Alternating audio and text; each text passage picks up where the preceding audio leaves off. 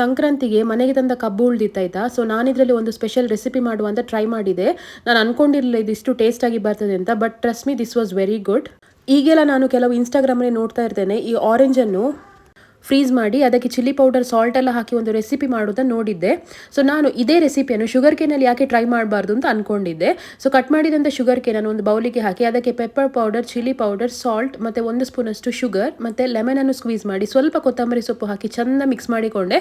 ಇದಿಷ್ಟು ಮಾಡಿ ಇದನ್ನು ಹೀಗೆ ಸಹ ತಿನ್ಬೋದು, ಬಟ್ ನಾನೊಂದು ಎಕ್ಸ್ಪೆರಿಮೆಂಟ್ ಮಾಡುವ ಅಂತ ಗ್ರಿಲ್ ಮಾಡಿಕೊಂಡೆ. ಟ್ರಸ್ಟ್ ಮೀ, ಗ್ರಿಲ್ ಮಾಡಿದರೆ ಉಂಟಲ್ಲ ಸೂಪರ್ ಆಗಿರ್ತದೆ. ಯಾಕೆ ಹೇಳಿದರೆ ಒಂದು ಸ್ಮೋಕಿ ಫ್ಲೇವರ್ ಸಿಗ್ತದೆ ನಿಮಗೆ, ಅದಲ್ಲದೆ ಕಬ್ಬು ತುಂಬ ಸಾಫ್ಟ್ ಆಗ್ತದೆ. ನಿಮಗೆ ಕಬ್ಬು ಅಗಿವಾಗ ಅದರ ಟೇಸ್ಟ್ ಗೊತ್ತಾಗ್ತಾ ಹೋಗ್ತದೆ.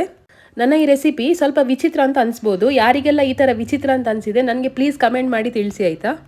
ಸೊ ಫೈನಲಿ ನಮ್ಮ ಶುಗರ್ ಕೇನ್ ಗ್ರಿಲ್ ರೆಡಿ ಆಯಿತು. ಎಲ್ರಿಗೂ ಹ್ಯಾಪಿ ಸಂಕ್ರಾಂತಿ ಅಂತ ಹೇಳ್ತಾ ಈ ರೆಸಿಪಿ ಟ್ರೈ ಮಾಡಲಿಕ್ಕೆ ಮರಿಬೇಡಿ, ಒಂದ್ಸಲ ಟ್ರೈ ಮಾಡಿ ನೋಡಿ.